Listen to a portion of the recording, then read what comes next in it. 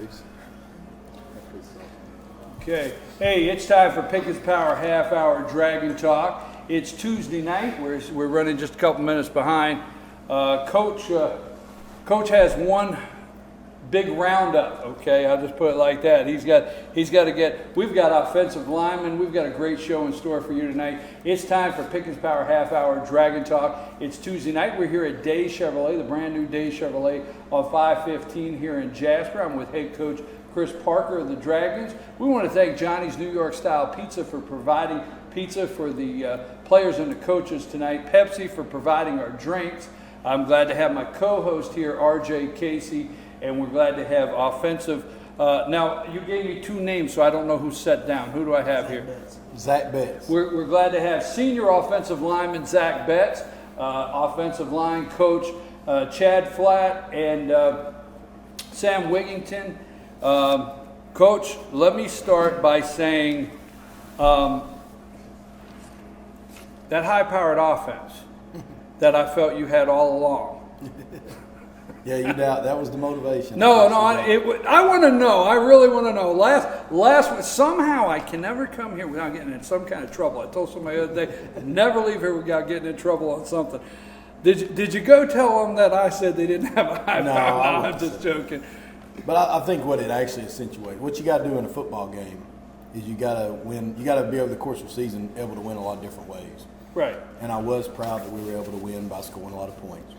And I was equally as proud that the week before we were able to win by shutting the team down defensively.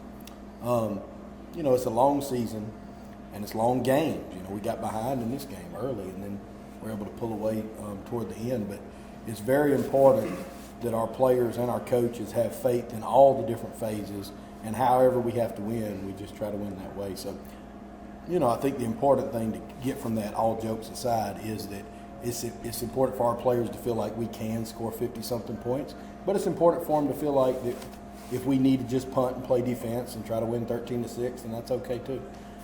In that regard, I've been very pleased with these two wins we've had because they've been in totally different fashions. And hopefully down the road, the non-region schedule should help you for down the road. Win, lose, or draw, it should be helping you for the region schedule. And so your hope is now, just in 2 weeks, we've had the low-scoring game, hard-fought game. We've had a very high-scoring game. We've had a game where we've been down 14 points. We've had another game where we, against White County, we were down in the fourth quarter and had to drive in a pressure situation to win. We had to get a key stop with them having the ball at White County. Friday night we had a lot of things go against us, maybe some calls and things like that we had to overcome.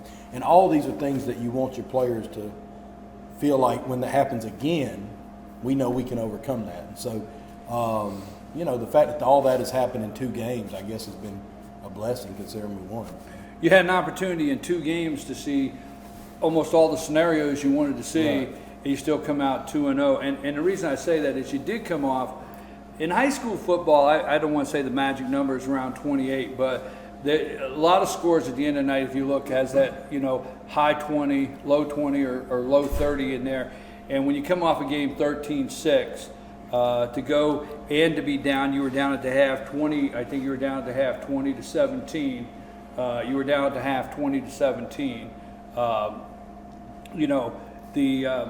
And you came back 52-28. RJ, I asked you to come up with some questions today. I told you to be easy, but what do you got? What do you got for? Well, my question's actually for all 4 of y'all. With the offensive line and the running game being a big part last Friday night, rushing for a total of 517 yards. How does it feel at the end of the game when you get that win, and then the offensive line has done its job and the running backs have done its job, and it's a big part of the win? Yeah, I can honestly say with 100% certainty we've never run for 500 yards and lost, so that was good. I'm going to defer to these guys because they had a lot more to do with that than I did. I did think the offensive line played well. I thought the backs played well. I thought we threw the ball well when we needed to, which was able to create some running lanes. And we had several people running the ball that were effective. So I was very pleased with that. Of course, as a coach, you want to guard against trying to be good for the next game. But I'll let my gentleman that handled the run game answer that. Well, let's move on to that. RJ says you rushed for a total of, what did you say, 500 and some 517 yards. 517 yards. That's a lot. Yeah. All right, Coach. 517 yards. You got the 2 offensive line coach, and you got an senior offensive lineman here with you. Talk a little bit about preparing for that this week and what your line seen early on in this game, or came out the second half, because the second half is where you guys turned it on. What did you guys see as far as being able to open holes and to work on that offensive line? Hey, all 3 of you, whatever, take off.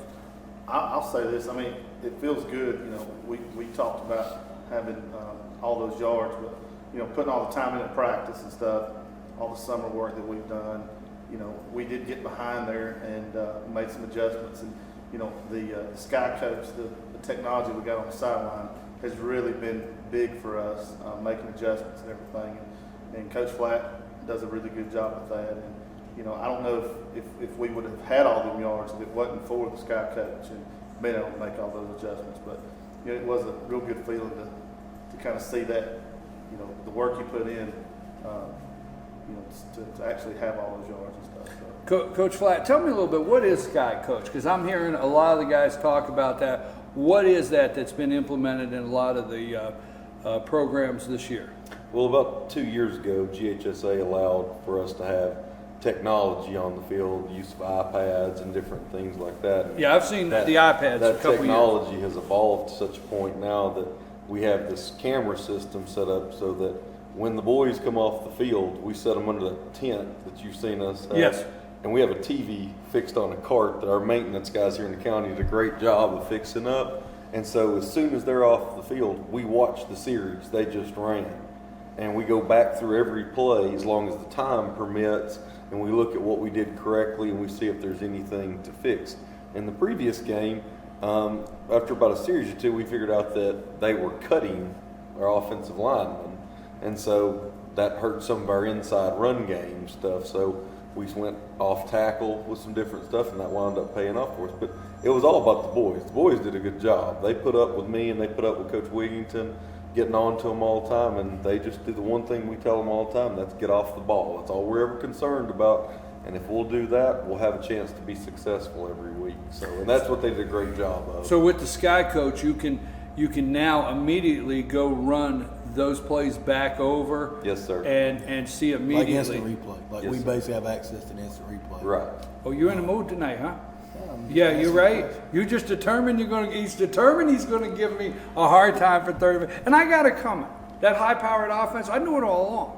We allowed, listen. I called that. Let me make I this called clear. that, Coach. We allowed to go out and get shut out next week. So I'm just trying to enjoy this one moment. I'm not saying it's not going to. You got a week off, Coach. Yeah, you can't lose this one. Yeah, you can't lose this one. But no, that's very interesting to me, that Sky Coach. It is good technology, and you got to have proper support staff. Like we got 8 or 10 guys that on Fridays that's their job, whether people filming, people organizing the film because they got to chart it by offense, defense, special teams. It's a whole operation you got running, and it takes, like we always say, it just takes a lot of people to be successful. But none of that is possible without these guys actually making the blocks and the tackles and running. Now, as a senior, how has that helped you, this Sky Coach? Because I think a lot of us at home are learning a lot about this because the fans are seeing the tent. And they're saying what's underneath there. Not everybody knows what it is. So how is it helping you on the sideline? Well, it helps a lot when teams come out and do weird things, like when they came out and started cutting us all night. At first it was just kind of weird, but once we came over and watched it, it was like coach just told us what to do, and immediately we fixed it. And I don't think we really played much different throughout the game, but the Sky Coach helped us figure out what we needed to do right. And once we fixed everything, that's just how it went how it did. RJ, you got one more question? Well, we got to go to break, but what's your next question? Because they're usually so tough coming from you, they usually need a break to think about the answer. Well, we've covered the offense from last Friday. We want to talk about the defense a little bit. Gave up 20 points in the first half, and then pretty much shut them down in the second half with 8 points, and had several takeaways as well. Talk about the defensive play Friday night. You want me to come back to that, or you want me to do it now? Let's come back to defensive Let him think about play. it a little bit. Let's think about defensive play, because I want to hear that, and we want to talk about that a little bit. You have 9 senior starters on defense. We talked Yeah, about there's 9 people. Right? Yeah, There's 9. probably about 14 people that play on defense. Yeah, but 9 seniors yeah, that 9 are starters. Hey, we're here at it's Pickens Power Half Hour. Dragon Talk, you're watching on Tuesday night. We're coming to you live from Days Chevrolet here of 515 in Jasper with head coach Chris Parker. Happy to be with my co-host RJ Casey. We're going to take a brief break, and when we get back after these brief commercials, we're going to find out about RJ's question on defense. And we're learning a lot tonight about this Sky coach that you may have been wondering what is under that tent and what are they able to see. So we're going to talk more about that and the upcoming challenge that they have in a couple weeks. So take us to break here, Dave.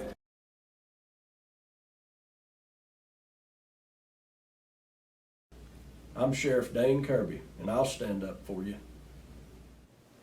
I'm Stacy Nicholson, Sheriff of Gilbert County, and I will stand up for you. Stand up and speak out. No matter how rich, cool, talented you believe yourself to be, how you treat people ultimately tells all. I am Allison Sosby, District Attorney, and I'll stand up for you.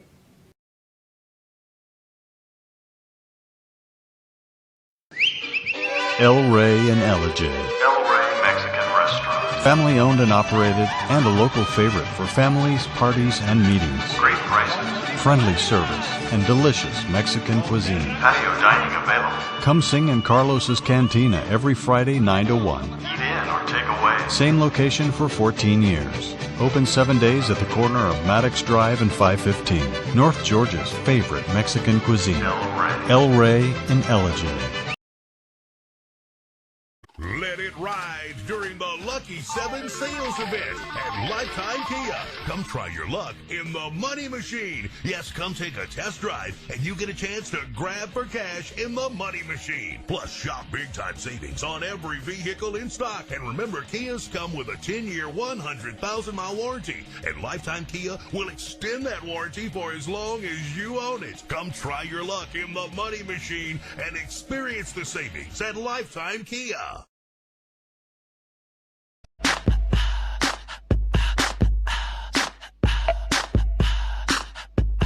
What you gonna do with all that junk?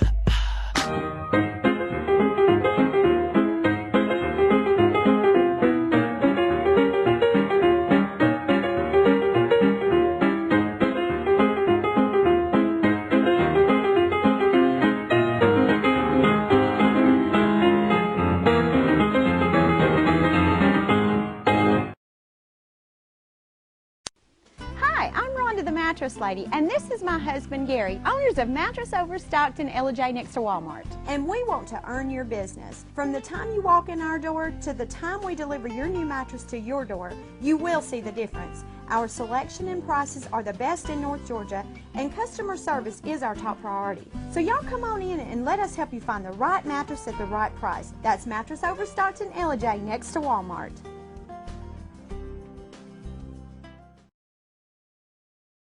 Only one thing beats a day's price on a new Chevy. It's our pre-owned price. Now at the Days Chevy Jasper Pre-Owned Super Center. Save thousands off original MSRP on the best selection of pre-owned vehicles in the North Georgia mountains. Cars, trucks, SUVs, even luxury vehicles. Many with factory warranty. And all thousands below new car prices. We can even help rebuild your credit. Save thousands today at the Days Chevy Jasper Pre-Owned Super Center. The North Georgia mountains big volume, low price leader. Better days ahead. Days Chevrolet. Find new roads. North Georgia Diamond is your source for diamonds. Come on in to view the area's largest selection of fine jewelry at North Georgia Diamond. All repairs and designs are done on site by our jewelers. And North Georgia Diamond has the lowest prices on loose diamonds.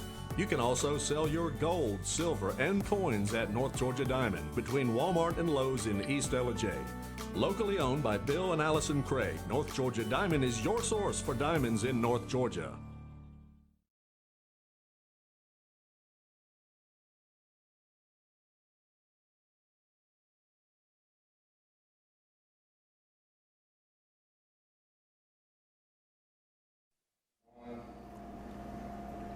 Hey, and we're back. You're watching Pickens Power Half Hour Dragon Talk. We're live here from Days Chevrolet on 515 in Jasper. I'm with head coach Chris Parker. We want to thank Johnny's New York Style Pizza for providing our pizza tonight for the players and the coaches. Thank Pepsi for our drinks. I'm glad to have our co-host, RJ Casey. We have with us both of our offensive linemen now, Zach Betts and Zach Henley, right? I got that right, Henley?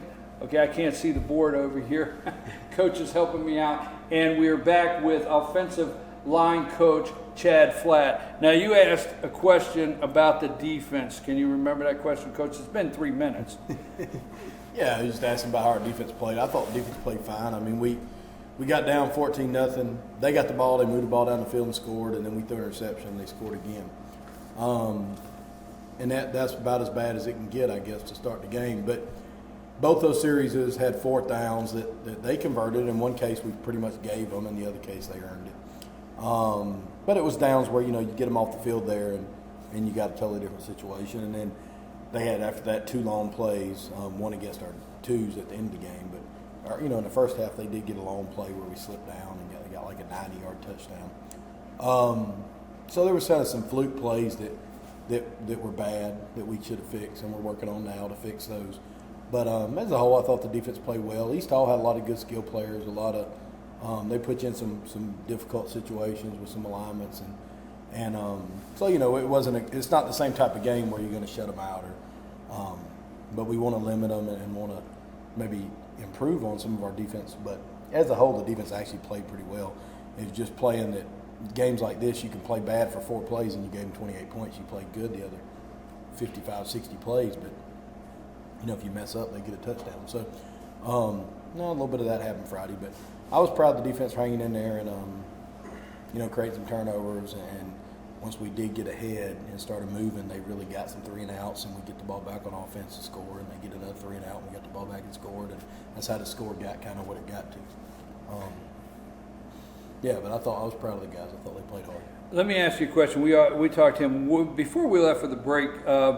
This technology, Sky Coach, is that what it's called? We talked about it working on the offensive line. Tell us a little bit of how it's benefiting you on defense.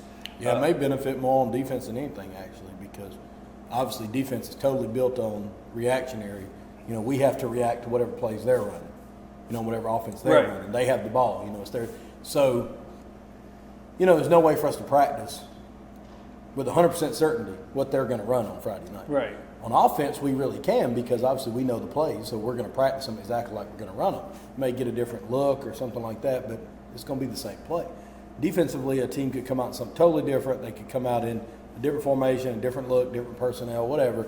And with the technology now, it is a little easier to catch it after they only beat you on 1 drive with it or 2 drives, instead of it being something that beats you the whole game and you just find out on Saturday. Back in the day when we first started coaching, you found out on Saturday morning a lot of times why you lost the game. You didn't know during the game because it was so fast. There's no way your offense could set up the offense and your defense practice against that as real as coming off the field, and at least you're only 3 plays out that you see what they're doing. That's right. Immediately. That's right. And our guys, now with technology, we got it on the iPads and we got it on the stuff on the sideline. So, the guys in the press box or the guys on the field are able to essentially watch the play right after it happened and figure out who messed up.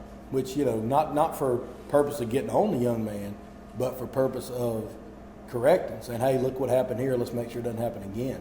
And like I said, we used to have to do that on either Saturday mornings or even Monday. We had film with the players. We watch it on Monday and show them what they messed up on. But if they messed it up on play 7, they probably messed it up the whole game before we corrected them. So now, we're able to see that stuff quicker. And, so is everybody else. Right. So it's not only this is a huge advantage for us, but it's definitely something that if our players buy into it and our coaches are readily able to use the technology, then obviously it can be a huge advantage. But it sounds like you're using it, because I will tell you, all too well, when it comes to technology, you can have it all you want, but if you don't use it, you're not going to get the benefit, and you guys sound like you're really using it. Our coach has done a good job with You got the gotcha question? You're supposed to bring the one guy. I on, told RJ, you to load bring up it. 3. Bring the one he can't answer. or at least flusters it. He's been giving me a hard time. Give it back to him. Come on, RJ. With the bye week this week, you've got 2 weeks to prepare for Johnson coming up. How does practice schedule change any? How does that work? Well, for the most part, because it's a non-region game, maybe it's a region game we treat a little differently, but because it's a non-region game still against Johnson, we try to spend most of this week just worrying more about us. Like today, we didn't even worry about what Johnson's defense was. We just lined up and cleaned some stuff up or added some new things in that we want to run for the rest of the season. Defensively, same thing. We've worked on some stuff that Johnson's going to run and some stuff some of these other teams are going to run. Monday, we would treat it just as if we're playing Johnson, like we did everybody else. So the bye coming this early in the year, you're still coming out of camp in some ways, right, where it's still room for improvement on just the general stuff, fundamentals. So we're trying to use today, tomorrow to do a lot of that. Thursday, there's JV games and ninth grade games and all that. So it's not as long a week as people think when you're off. So we had Labor Day, of course, yesterday. So it came at a good time for us, but we're going to try to rest and get some players healthy, but also work on some fundamentals. And then ideally, starting Monday, it will be all about Johnson. So this week it's working on you. Yes. Working on you, looking at your stuff and all the scenarios, because you've been very fortunate in the last 2 weeks to see a lot of the scenarios. Now this question is for Zach, so that means for both of you, okay? All right, okay. You're both seniors, and now how many of the front linemen are seniors? How many are on the front line? Three of you? 4 if you count the tight end. Count the tight end 4. Three out of 5 of you? Okay, and how long have all three of you seniors played all 4 years together on a team? Except for one who moved here this past summer. Or no, it was the end of last year. End of last year. The one that's the center, one not here. But these two have played together forever. Because I'm going to tell you, it's real simple. Your offense is not moving the ball. The offensive lineman, your offense is not moving the ball 500 and some yards if you guys aren't working together and you're not playing as a team on that front line and doing the job. So what is that? What are you guys doing what are you doing that is so correct that it's working out? What's going on with you guys on the front line? I think it's just that us 5, we all get along really well. We had a few young guys that really stepped it up and did what they were supposed to do. And I think it's really just how much we get along and are in sync together. What's it feel like when you're the offensive lineman and you look up and you're the guy, Marcus, or another guy just rushed for 14, 15 yards? Do you get that feeling that, I got that block, or our line came together and did that? I mean, what's that feeling? It's awesome. It's a huge adrenaline rush knowing that, you made the block that led to that. And, Usually Betts is still blocking. We have to slop it.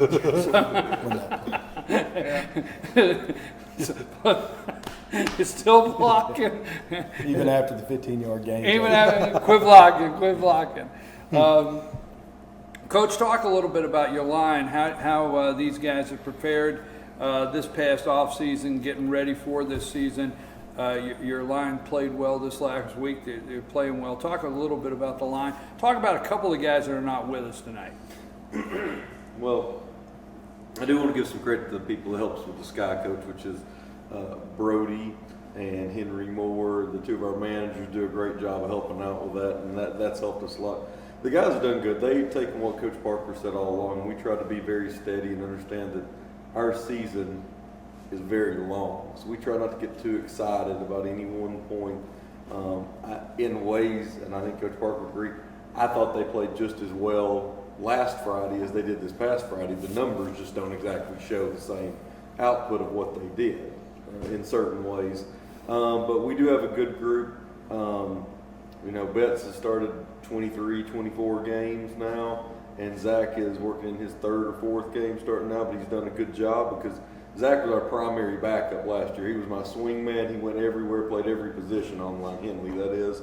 And so he's done a real good job of stepping in now and playing. DJ Walden, who we thought was going to be with us, is our gentleman. He moved in from Berkmar this past year, and he's starting at center for us. And he's doing a very good job. And then our 2 tight ends are both seniors, which we've been doing some stuff with both of them. Cortland Norton and Bradley Regano are doing a very good job playing in there. And then we have Zane Burtz and Connor Head and Andrew Hasbrook, all of whom are juniors, and they are doing a really good job stepping up. And the big thing that they've all embraced, and something we talk about doing, is they try to be nasty, and they try to get off the ball, and they try to set the tone for the way our offense works, which is to be very power oriented and try to be I guess the best way to say it is to be the aggressor when we're on offense and really take the fight to the other team all the time. And they do a really good job of buying into that, and that makes the backs buy into it and everything. You're going from East Hall to Johnson. What is the difference that you see? Because I know we won't be here next week. It's a bye week, so we won't be here next week. It'll be 2 weeks before we're back. You are preparing next week for Johnson. That is the next game. What is the biggest difference you see with them compared to East Hall, or what do you have to prepare for different that you're looking at, Coach? They're an option offense, similar to what we saw at White County, so we'll have to figure that out. And defensively, they've given us some problems the last couple of years. The guy does a good job over there. They get after it pretty good. And you know, it's our last non-region game. Obviously, we want to win, but you know, almost equally as important as trying to win is show some improvement on the last 2 weeks and be prepared to play. You know, Ridgeland and Northwest are our first two region games, and those are usually teams that'll be right in the mix to get in the playoffs. Like hopefully we will be too. So we, you know, jump right in the region schedule with some guys that'll be tough scheduled. So I hope we win. I hope we can play well, but I also hope that we can, you know, show some improvement and make some progress going into that region schedule, which is what really matters. I mean, it's nice to beat Johnson, but it wouldn't really change. You having to play, we'll be 0-0 in the region, playing Ridgeland the next week. So and you go to region, it's 0-0. Right. It's start over. But you know what? Again, we talked earlier. You've had an opportunity to see all the scenarios that you want to work on. Right. You have any final thoughts before we close? Not really. Not really? Huh? I will say he talks dragon all the time. He gets out here and gets nervous. You get nervous? You don't have to get nervous. I do. I'm glad we talked about the O-line a lot tonight. I think that, you know, Coach Wigg, who's over there now, he didn't join us, Coach Flatt, they do a good job. Coach Grady Flanagan helps. We dedicate a lot of our resources to the offensive line. Coach Flatt's been a head coach before, been a coordinator. Coach Wigg's been a head coordinator here for a long time. You know, we put some of our best guys in some of these spots. And like I tell you every week, it's nice when we can accentuate some of these players and these coaches that everybody doesn't always get to see. And Lord knows the O-line is one of those places that nobody really gets to see. You know, so I'm glad that we got to do that today. Hopefully these guys don't let it get to their head, you know, and they'll actually continue to play well in the coming weeks, right? Well, you know what, guys, I go out on Saturday morning and I call park and rec games. I announce park and rec games, and I did the 10-year-old game, and this kid ran for 50 yards. And this other kid comes around the corner, and he has the sweetest block I've ever seen. Next thing I know, it's a touchdown. And I'm announcing, and I'm letting them know he's not in the end zone. I say for everybody, I say he's not in the end zone if it's not for number 14's block. He doesn't get the block, he's not in there. So I enjoy that, and we appreciate you. Let me run over some of the stats because I don't want to close, because I did enjoy having you guys here tonight. Always talking to the offensive line. Appreciate you, coaches, for being here. But a couple things before we close. Pickens had 24 first downs. They went 5 of 12 on third down, 3 of 5 on fourth down, ran 77 total plays for 591 total yards, with 517 of those yards coming on the ground. The Dragons defense forced 3 turnovers, 2 interceptions, and 1 fumble. Marcus Bird went 6 for 12 for 74 yards passing and added another 124 yards rushing on 12 carries for 1 touchdown. Chris Pittman, way to go, Chris. Chris Pittman ran it 27 times, thanks to these guys getting the holes open, 27 times for 224 yards and 3 TDs. And Trevor Hawkins added 37 yards with 4 carries and 2 touchdowns. Defensively, Will Worthring led the way for Pickens with 10 total tackles with 7 solo, 3 assists, while Jacob Gordon collected 9 tackles, 5 solo, 4 assists, 2 tackles for a loss, 1 interception, and 1 fumble recovery. Bird punted once for 55 yards and Brooks had 47 punt return yards on 3 attempts. Dylan Gassaway led the kick return with 45 yards. The kicker did a bunch of stuff, but I can't talk about him. But I want to say this. You hear all this? My guy might get a little nervous, but I want to thank my co-host because everything I just gave you, he works up. I want to thank you, RJ, for all this workup he does on the stats. He keeps up with you Dragons out there. This came from him. So you've been watching Pickens Power Half Hour Dragon Talk. We've been live here on Tuesday night from Days Chevrolet, the brand new showroom. They got Batman's car up here. I'm not joking. You got to come check this Corvette out in the showroom. It's really Days nice. Chevrolet of 515 in Jasper. We've been here with head coach Chris Parker. I want to thank Johnny's New York Style Pizza for providing pizza for the players and the coaches, Pepsi for drinks. I want to thank my co-host, also offensive line coaches Chad Flatt, Sam Wigington, offensive lineman Zach Betts, and Zach Henley for being with us here tonight. We will not be here next week, but we'll be here the week after next, after they take on Johnson. That's at home? Did I get that wrong? Yeah, Johnson's at home. And again, congratulations. Final score 52-28 over East Hall. And I guess that's it. That's it. We're out of here. We'll see you in 2 weeks. BKP here, by the way. All right.